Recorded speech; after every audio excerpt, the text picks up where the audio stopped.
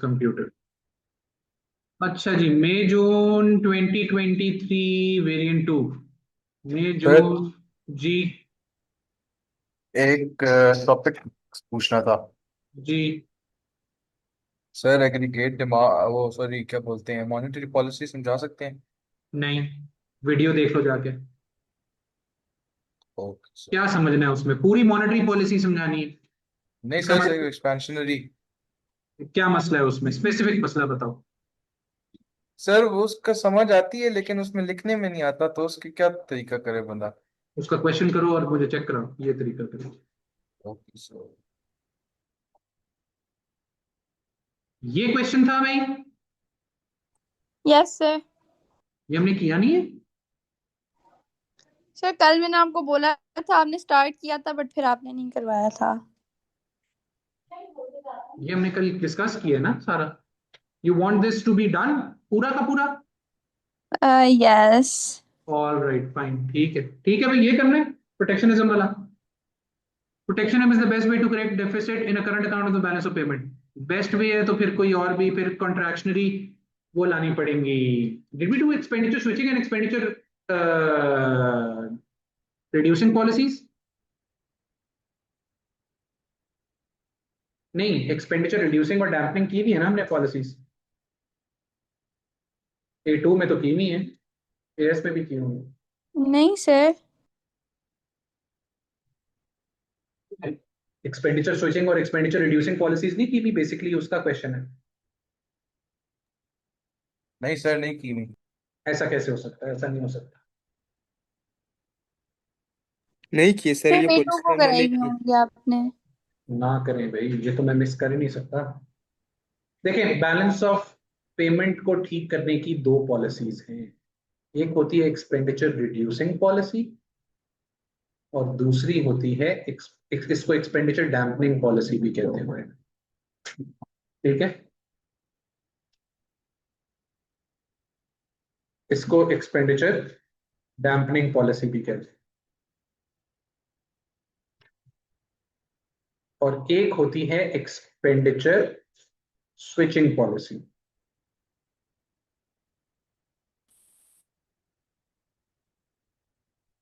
Expenditure reducing policy क्या होती है? देखिए, बैलेंस ऑफ ट्रेड खराब है, बेसिकली आपने क्या करना है, what you want to reduce your imports and you want to increase your exports. ठीक है, तो अब ये किस तरह हो सकती है?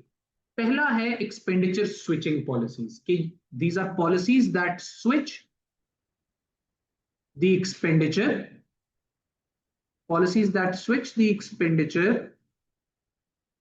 from foreign goods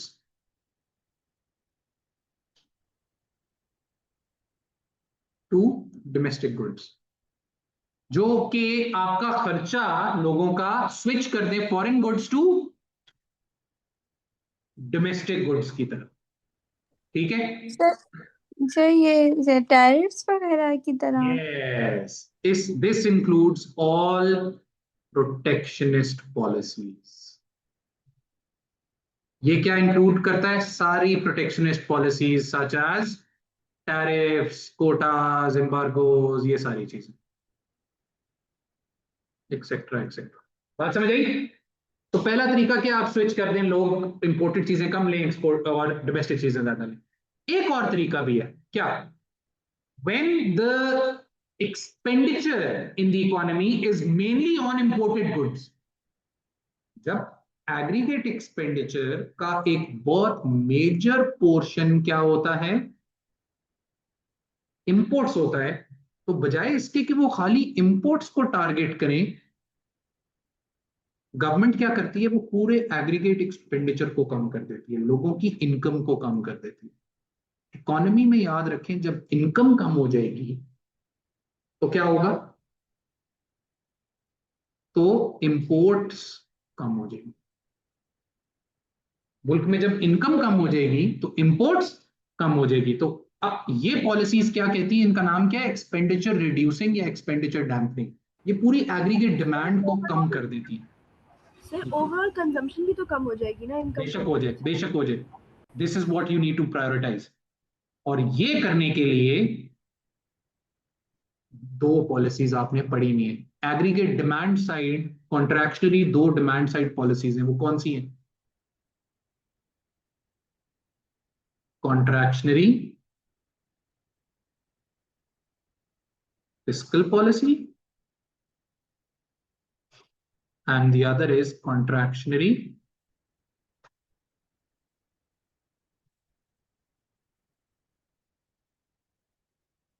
monetary policy.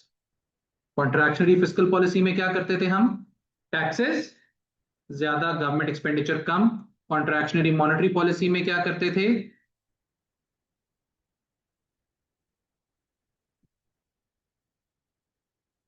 Yes, interest rates को हम क्या करते थे? बढ़ा देते थे, मनी सप्लाई कम कर देते थे, क्रेडिट रेगुलेशंस को टाइट कर देते थे ताकि एडी गिर जाए। इन दोनों चीजों से एडी गिर जाएगा, और जब एडी गिर जाएगा तो इनकम गिर जाएगी। इनकम्स जब मुल्क में गिरती हैं तो ऑटोमेटिकली इंपोर्ट्स गिर जाएंगी। अब आप इसको सर- कहेंगे सर ये तो सारा कुछ ही पूरी इकोनॉमी को खराब कर देगा। बेशक कर दे, doesn't matter. What we need to do is we need to prioritise reducing imports at the moment. जी सर, तो इस क्वेश्चन में बेसिकली हमें मॉनेटरी पॉलिसी के फायदे क्वेश्चन पे तो अभी नुकसान। हम आए नहीं, क्वेश्चन पे तो हम अभी आए नहीं। ओ अच्छा। ठीक है, क्वेश्चन पे भी हम आते हैं। चलें जी, ये बात समझ आ गई? एक्सपेंडिचर रिड्यूसिंग और एक्सपेंडिचर स्विचिंग पॉलिसी समझ आ गई ये सबको? अब आ जाए, अब वो क्या कह रहे हैं? अब वो कह रहे हैं कि protectionism, in other words expenditure switching policies जो हैं वो बेस्ट वे हैं। बेस्ट वे का मतलब हुआ, बेस्ट वे का क्या मतलब हुआ? कि ऑल्टरनेट लेके आना पड़ेगा in the current account of the balance of payment. तो बैलेंस ऑफ पेमेंट के करंट अकाउंट को खत्म करने के लिए, कम करने के लिए डेफिसिट को, आप एक प्रोटेक्शनिज्म अच्छी पॉलिसी है नहीं है, और दूसरा ऑल्टरनेट अच्छा है नहीं है, और वो ऑल्टरनेट क्या है? Expenditure reducing policy. समझ गए? तो आप जल्दी से बता दें प्रोटेक्शनिज्म अच्छा है या नहीं है। थोड़ा सा प्रोटेक्शनिस्ट पॉलिसी बता दी, टैरिफ कोटा, 3 कोई सी भी रैंडम एम्बार्गो बता दिया, ये काफी है। ठीक है, इनकी तारीफें कर दी कि ये सिर्फ इंपोर्ट्स को टारगेट कर रहे हैं, नंबर 1। ठीक है, ये सिर्फ इंपोर्ट्स को टारगेट कर रहे हैं। दूसरा, कोटा जैसी जो पॉलिसीज हैं वो डायरेक्ट पता चल जाता है कि किस चीज को कितना करना है। ठीक है, क्वांटिटी को फिक्स कर देता है। टैरिफ जो है वो प्राइसेस बढ़ा देता है, उसकी वजह से कंजम्पशन कम हो जाती है इंपोर्ट्स की। वो भी बहुत अच्छी पॉलिसी है। उल्टा गवर्नमेंट को रेवेन्यू भी मिल रहा है, गवर्नमेंट को पैसे मिल रहे हैं साथ साथ टैरिफ लगाने से। ठीक है, आई बात समझ में? महंगा कर देते हैं इंपोर्ट्स को और रिस्ट्रिक्ट कर देते हैं। ठीक है, एक्सपोर्ट सब्सिडीज डायरेक्टली एक्सपोर्ट्स को बढ़ा देती है, वो और भी अच्छा बैलेंस ऑफ ट्रेड जो आपका डेफिसिट है वो कम हो जाए। 2-3 तारीफें कर दी, मसले बता दिए। कॉस्ट ऑफ प्रोडक्शन बढ़ जाती है मुल्क में टैरिफ से, कोटा से। ठीक है, कॉस्ट ऑफ प्रोडक्शन बढ़ गई, व्हाट एल्स? रिटेलिएशन आ सकती है, दूसरा मुल्क भी रिटेलिएट कर सकता है। ये एक ड्रॉबैक है एक्सपेंडिचर स्विचिंग का, पूरे ओवरऑल प्रोटेक्शनिज्म पॉलिसी सारी का। रिटेलिएशन आ जाती है आपका, कॉस्ट ऑफ प्रोडक्शन बढ़ गई, रिटेलिएशन आ गई। एक और बता दें, व्हाट अबाउट अगर इनलास्टिक है पीडी, तो इतना कोई अच्छा नहीं है वो, जारी बात है, कल लगा लेंगे पहले, लगाने से पहले। लेकिन ठीक है, लिख भी सकते हैं।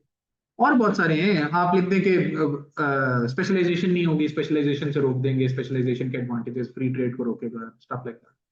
फिर आ जाएंगे आप ऑल्टरनेट पॉलिसी पे। ऑल्टरनेट पॉलिसी क्या? Expenditure reducing policy. जल्दी से इसकी तारीफें कर देंगे, बहुत जल्दी है, एडी को कम करेगा, क्विक काम करता है। मॉनेटरी पॉलिसी इस तरह काम करेगी, कॉन्ट्रैक्ट और कॉन्ट्रैक्शनल फिस्कल पॉलिसी इस तरह काम करेगी, एडी गिर जाएगा। इससे क्या होगा? इनकम्स गिरेंगी और डायरेक्टली इंपोर्ट्स बहुत जल्दी कम हो जाएंगी। उसमें कोई गारंटी नहीं है, इसमें बल्कि गारंटी है।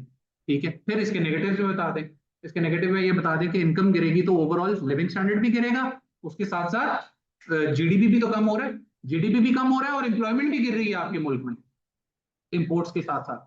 तो ये ज्यादा खतरनाक है। एंड पे कंक्लूड कर दें कि जो कौन सी बेस्ट वे है या नहीं है, मैं तो कहूंगा बेस्ट वे यही है। क्या ख्याल है? आज देख लेते हैं और अगर फिर इसको शुरू कर देते हैं, मैं तो कहता हूँ।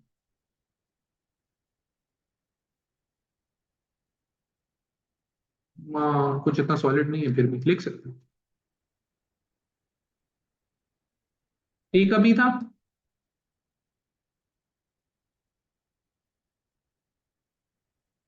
प्रोटेक्शनिज्म में क्या क्या आ सकता है? ये 3 सबसे अच्छी हैं, सॉलिड है। Advantages, disadvantages of such policies. Retaliation की term में long term reliance on such measures future competitiveness कम कर देगा. Compare this policy with advantages and disadvantages of another policy जिसमें supply side भी तो है. तीसरा supply side भी है कि आप अपनी प्रोडक्टिव कैपेसिटी बढ़ा लें, प्रोडक्टिविटी बढ़ाएं, टेक्नोलॉजी में इन्वेस्ट करें, इंफ्रास्ट्रक्चर में इन्वेस्ट करें, फिस्कल मॉनिटरिंग, ठीक है, एंड उसमें ट्रेनिंग आ गया, इन्वेस्टमेंट, ये सप्लाई साइड की सिर्फ एग्जांपल्स दे रहे हैं. डेप्रिसिएशन है, एक्सपेंडिचर डैम्पनिंग आ गया. एंड पे कंक्लूड कर दें. कैसा करना है? कर लें, चलिए फिर कर लेते हैं. आ जाए, चलिए.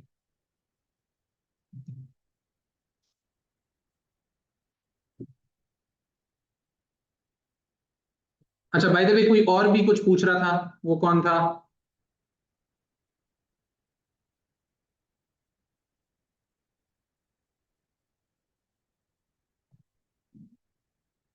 कोई कुछ और पूछ रहा था शुरू में. सर मैंने एक्सपेंशनरी मॉनेटरी पॉलिसी के बारे में पूछा था, फिर आपने जवाब दे दिया. वो तो हो गया था ना. नहीं, कोई क्वेश्चन बता रहा था पर्टिकुलर. चलो ना भाई, क्या जरूरत है, क्या कर रहे हैं. चलें जी, इधर ये आ गया. नहीं है कोई और सवाल? सर मेरा एक क्वेश्चन था. क्या क्वेश्चन था? सर मई जून 2024 का 2-1 का क्वेश्चन था सर ये.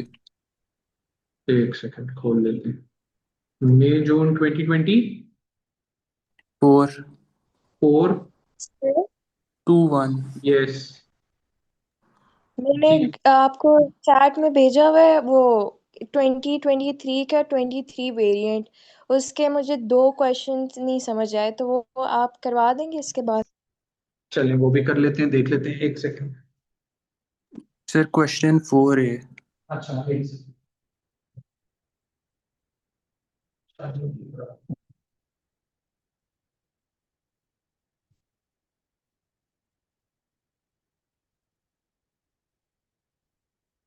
चलो, क्वेश्चन इसका 4A, इसका 4A भी देख लेते हैं.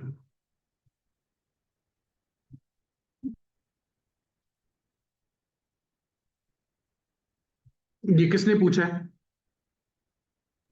Fahad. Fahad supernova. Yes sir.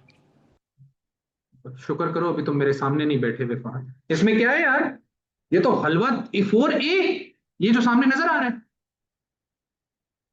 Yes sir. हम कमाल कर रहे हो यार. मैंने कहा पता नहीं कोई खतरनाक तरीन सवाल, ये इससे अच्छा सवाल कोई नहीं है पूरी दुनिया में. कोई से 3 कंपोनेंट्स AD के समझा दो यार, क्या हो गया. C+, ये क्लास 2 के बच्चे को भी मैं दूं ना, वो भी मुझे इसका जवाब दे दे. इसमें से इन्वेस्टमेंट समझा दो, गवर्नमेंट एक्सपेंडिचर समझा दो, नेट एक्सपोर्ट समझा दो. ठीक है, गेम ओवर हो गई. AD की डेफिनेशन दे दो उससे पहले. लेकिन सर इसकी इवैल्यूएशन मुश्किल है. क्या मुश्किल है? Consider the extent to which they may be increased without leading to inflation. बिल्कुल इन्फ्लेशन नहीं होगी अगर ये बढ़ गए, लेकिन साथ ही एग्रीगेट सप्लाई बढ़ गई. 2 रीजन हमने पढ़े हुए. एग्रीगेट सप्लाई भी अगर इक्वली बढ़ गई तो फिर इन्फ्लेशन नहीं होगी. दूसरा क्या है, अगर फुल एम्प्लॉयमेंट से आप पीछे हैं, ये बनाने नहीं है, सिर्फ ये जहन में रख के बताने हैं. अगर आप बहुत ज्यादा स्पेयर कैपेसिटी है तो तब भी इन्फ्लेशन नहीं होगी लॉन्ग रन में. बस बात खत्म. ये तो बहुत ही आसान क्वेश्चन है भाई. समझ आइए Fahad, this is so simple. Sir बस उसकी नहीं थी समझ आ रही है जो इन्फ्लेशन वाला पॉइंट था ना ये कि इन्फ्लेशन का रट्टा लगा लो कि ये एक दफा 2-3 दफा पहले भी आ चुका है कि whether an increase in AD will always lead to inflation.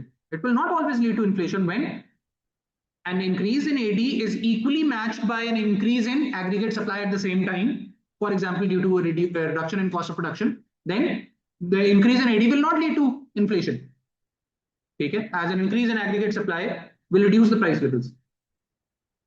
Or if an economy is operating far below its full employment level in the long run, where it faces a horizontal long run aggregate supply or increase in aggregate demand might not lead to inflation, as the economy has a lot of spare capacity and lots of spare factors of production, which might lead to inflation in the short run, but in the long run, due to spare capacity, inflation might not occur. Simple as that.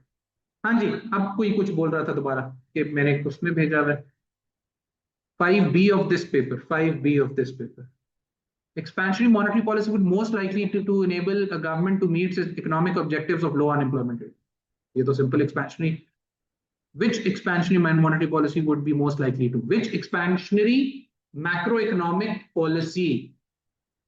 Open-ended उसने आपको ground दे दी है, ठीक है? एक कर लेते हैं expansionary fiscal, एक कर लेते हैं supply side. क्या ख्याल है? बल्कि तीनों करनी है तो तीनों कर लें, ठीक है? लेकिन मैं प्रेफर करूंगा दो, लेकिन अगर आप तीन करना चाहते हैं तो एक्सपेंशनरी मॉनेटरी भी हो सकता है. एक चीज का बस ख्याल रखना है कि everything should be focused on low rate of unemployment. तो पहले बता दें एक्सपेंशनरी फिस्कल पॉलिसी कैसे कम करेगी अनएम्प्लॉयमेंट को. टैक्सेस कम, गवर्नमेंट एक्सपेंडिचर ज्यादा, जिससे एडी ज्यादा, एडी ज्यादा तो क्या होगा? अनएम्प्लॉयमेंट कम. डिसइंसेंटिव एक और लिख दें, टैक्सेस क्योंकि कम होंगे तो डिसइंसेंटिवाइज्ड लोग जो हैं, जो कि आपके वेले बैठ गए, वो भी काम करने के लिए आ जाएंगे, तो ओवरऑल एम्प्लॉयमेंट तब भी बढ़ जाएगी, अनएम्प्लॉयमेंट कम हो जाएगी. Simple as that. मसला बता दें, मसला क्या है इस पॉलिसी का? Expansion fiscal policy inflation cause कर देती है. डिमांड पुल इन्फ्लेशन हो जाएगी, उल्टा और महंगाई हो जाएगी. समझ आई? गवर्नमेंट का बजट डेफिसिट में जा सकता है, जिससे डेट बर्डन भी बढ़ सकता है, जिससे हो सकता है लॉन्ग रन में इसको कंटिन्यू ना कर सके और वापस अनएम्प्लॉयमेंट बढ़ जाए. इसी तरह सप्लाई साइड पॉलिसी पे आ जाए, ठीक है? और सप्लाई साइड के पॉजिटिव लिख दें, इसके नेगेटिव लिख दें, ये तो बहुत आसान है. और एंड पे क्या आएगा? इवैल्यूएशन में टाइप ऑफ अनएम्प्लॉयमेंट की बात करें, ये सिर्फ साइक्लिकल कर सकता है, जबकि ये फ्रिक्शनल और उसके लिए भी अच्छा है. ये टाइम पीरियड की बात कर लें, ये एक्सपेंशनरी मॉनेटरी और फिस्कल दोनों जल्दी काम करेंगी, सप्लाई साइड बहुत देर लगाएगी. टाइम पीरियड की बात कर लें, सिंपल एज दैट. एक सेकेंड, एक सेकेंड. एक्सपेंशनरी है लो, हाँ, अनएम्प्लॉयमेंट का लो रेट है, ठीक है? Meet its objective of low rate of, ठीक है? यस, वो इसमें बात कर ली ना मैं, ट्रेड ऑफ, जीडीपी गिर जाएगा. बिल्कुल, इसमें ट्रेड ऑफ है, उसमें ट्रेड ऑफ नहीं है, उसमें इन्फ्लेशन भी कम, लेकिन वही बात है ना, फोकस्ड अनएम्प्लॉयमेंट पे होना चाहिए.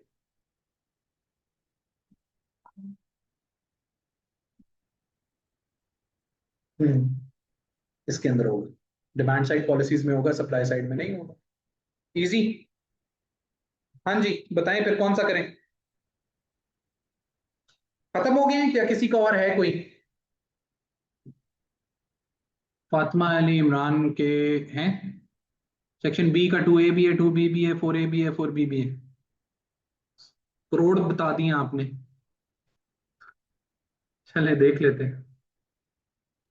सर इस वाले क्वेश्चन के लिए मार्किंग स्कीम में नहीं लिखा है किसी alternate policy like supply side policy mention करनी है. ये अगर नहीं भी लिखा हुआ इसकी मार्क स्कीम में, दिस वन.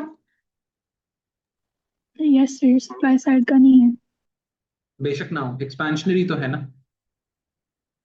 देखें, यू कैन नेवर जज. There are a few mark schemes जिसमें उसने ये वर्ड यूज किया हुआ है, इज द बेस्ट वे, ठीक है? या जिस तरह इस तरह कह देते हैं, फिस्कल पॉलिसी अलोन. समझ आई बात की? लेकिन उसकी भी मार्क स्कीम में वो ऑल्टरनेट उस जगह नहीं ला रहा. ये एक दो केस स्टडीज हैं, ठीक है? ऐसा है बहुत रेयर केसेस में जब उसने बेस्ट वे कह दिया है या ओनली वे कह दिया है और उनमें वो नहीं ला रहा.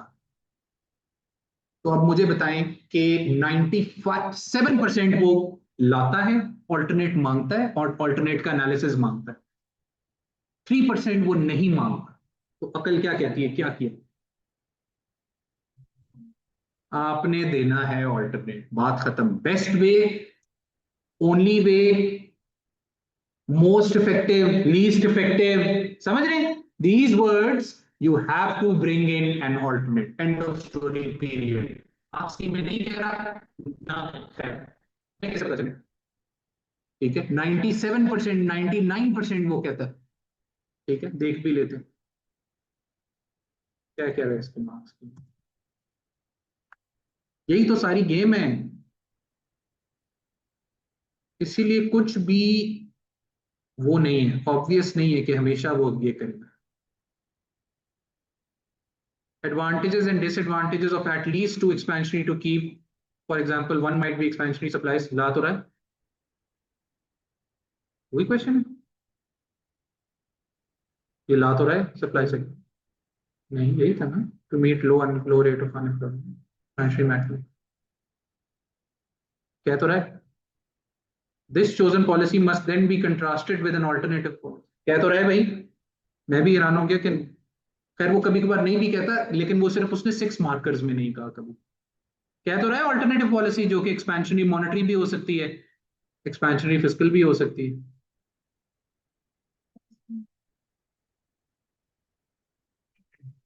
कौन सा?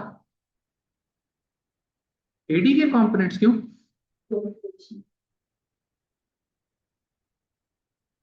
वो मैंने बंद नहीं कर दी, वो बंद कर दी, वो तो उसकी मार्क्सिंग बहुत आसान होगी, वही होगी जो मैंने बोला, ये है ना। हाँ जी, ये कह तो रहा है आपने कोई गलत मार्क्स स्कीम देखी है, और सारा focus low level, low rate of unemployment पे। अगर लो रेट ऑफ अनएम्प्लॉयमेंट पे फोकस नहीं है, आप लेवल 1 से ऊपर या लेवल 2 के लोएस्ट से ऊपर नहीं जाएंगे। अच्छा जी, इसकी मार्क्स स्कीम देख के क्या करना है आपने?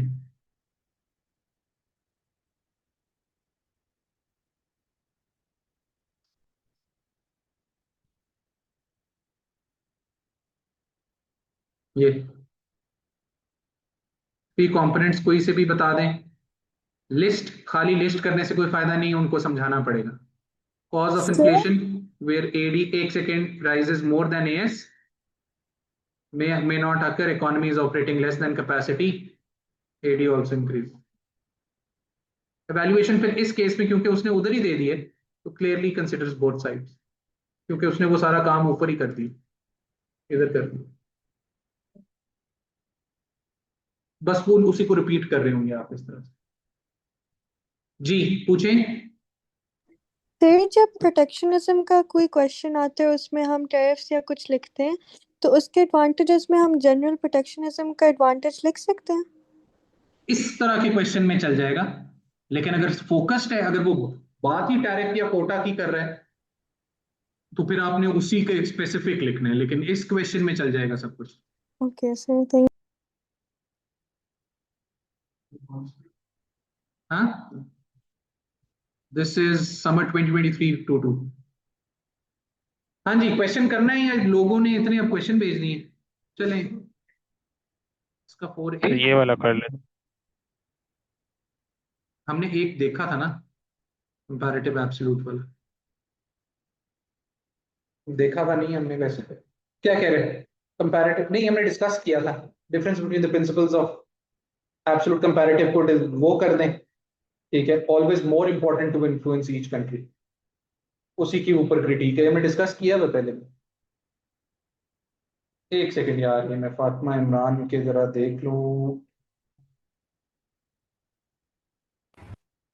अच्छा सर ये वाला क्वेश्चन बता दें प्लीज। कौन सा?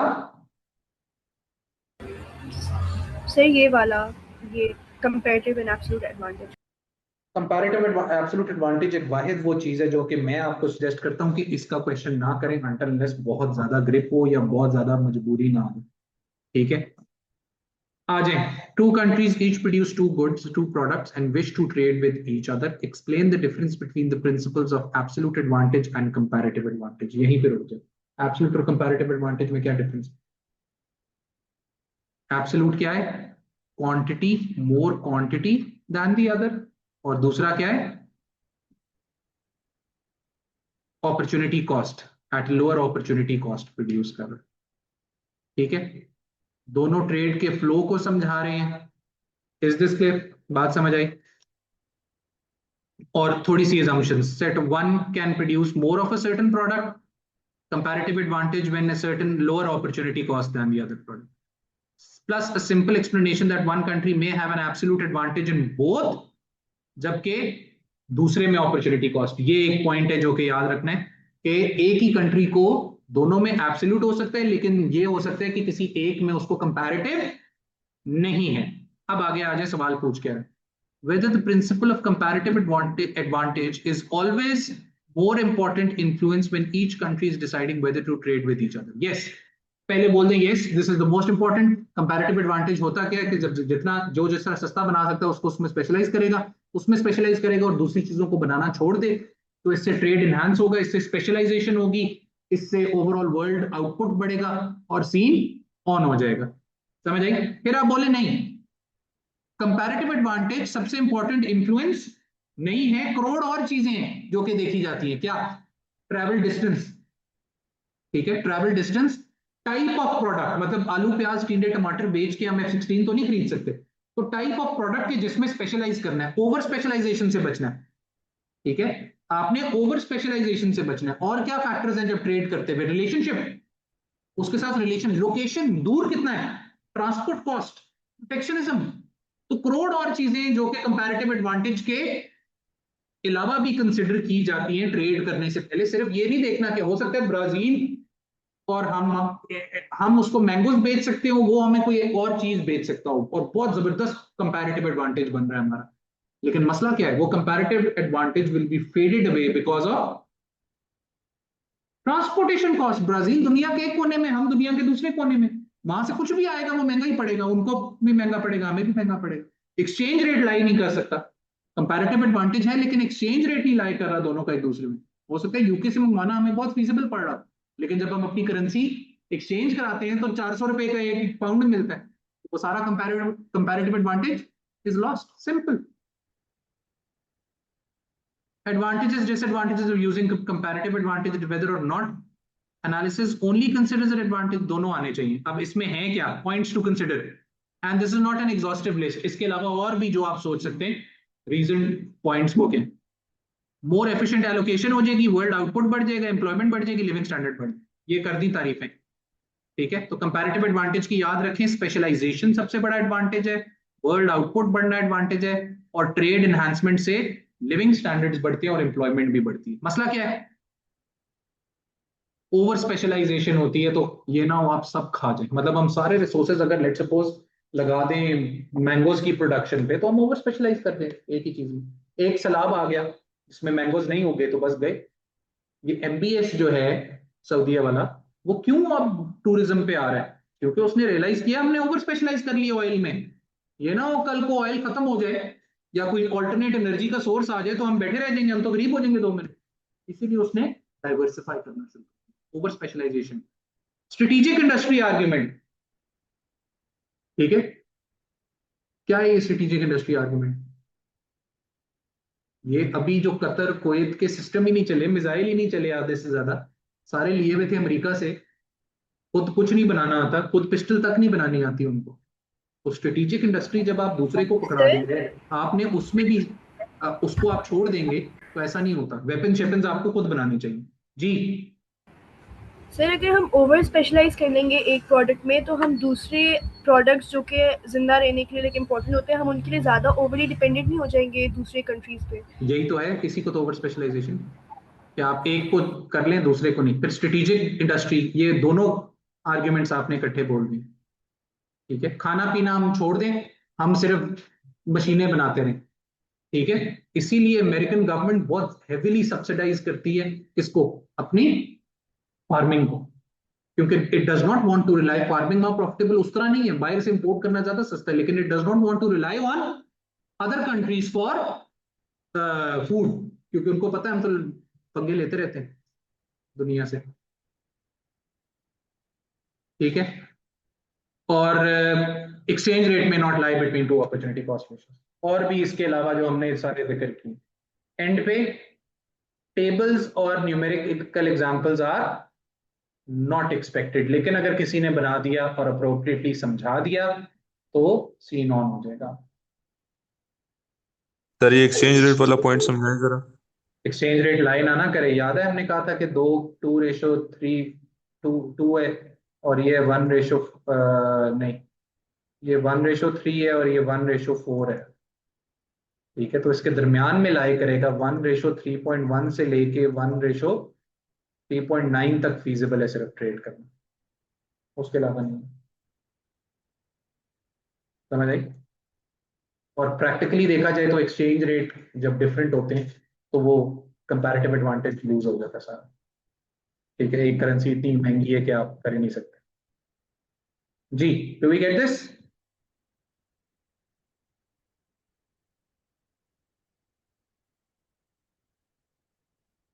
हाँ जी, और बताएं क्या है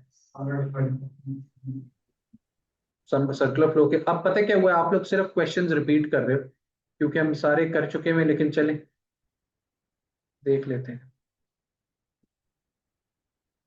अच्छा, क्या करना है? किसी ने क्या मैसेज किया हुआ था? फातिमा इमरान ने क्या मैसेज किया हुआ है? समर 2023 मई जून 23, मई जून 2023 23 के 4000 सवाल बता दिए फातिमा आपने। कौन कौन सा सवाल है? फिर गया आपका message. 2A 2B, 2A 2B, ये दोनों सवाल फुल डिटेल में पढ़े हुए हैं इधर।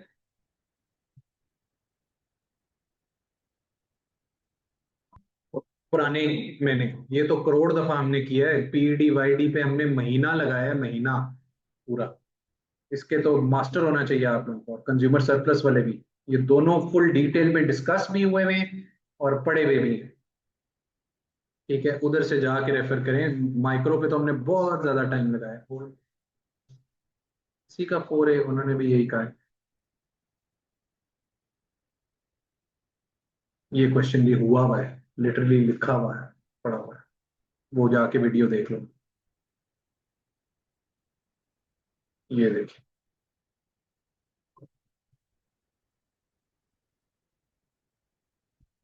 किधर है प्लेलिस्ट? प्लेलिस्ट्स में जाके आप देख लीजिए। एएस पास पेपर क्वेश्चंस, ये क्या हो गया? Playlist, view full playlist. ये सारे क्वेश्चन पढ़े हुए हैं इधर।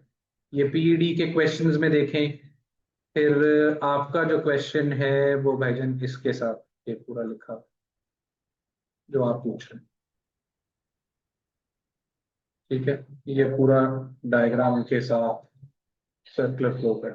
ठीक है, हाँ जी, बस मोर और लेस। अब टाइम इतना कम रह गया, अब लिखें क्या? कल लिखते हैं कोई मुश्किल सा। कल किसके बारे में लिखते हैं? कल देखते हैं कि किसके बारे में लिखते हैं। ठीक है, चले आज यहाँ ब्रेक लगाते हैं। मैंने कुछ बच्चों के क्वेश्चंस यहाँ पे अभी चेक करने। Can you explain my question please? एमन बताएं अपना क्वेश्चन कौन सा है। एमन का है मई जून 2025 में। बैठे रहे, जाना नहीं। मई जून 2025 2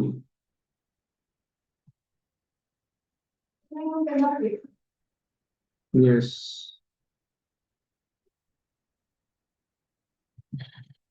चक्कर आ गया। क्वेश्चन कौन सा था? 5 का पार्ट ए। 5 का पार्ट ए। इतना लंबा क्वेश्चन है। जितने लंबे क्वेश्चन होते हैं ना, याद रखें, सबसे आसान होते हैं। 2 ways in which a fall in the balance of trade in goods may affect the value of floating exchange rate। ये तो बहुत आसान है, फॉल कर रहा है तो एक्सपोर्ट्स गिर रही हैं, इंपोर्ट्स बढ़ रही हैं। यहां पे लिखें एक्सचेंज रेट, यहां पे लिखें क्वांटिटी ऑफ करेंसी। एक्सपोर्ट्स गिर रही हैं तो डिमांड को लेफ्टवर्ड शिफ्ट कर दें, और ये देखें करेंसी करके डिप्रिशिएट।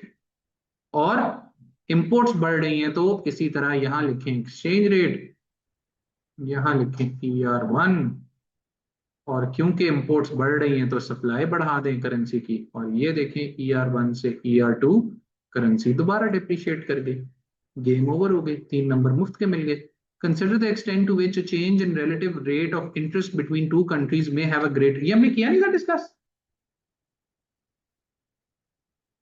may have, ये बल्कि किया, लिखा नहीं है हमने,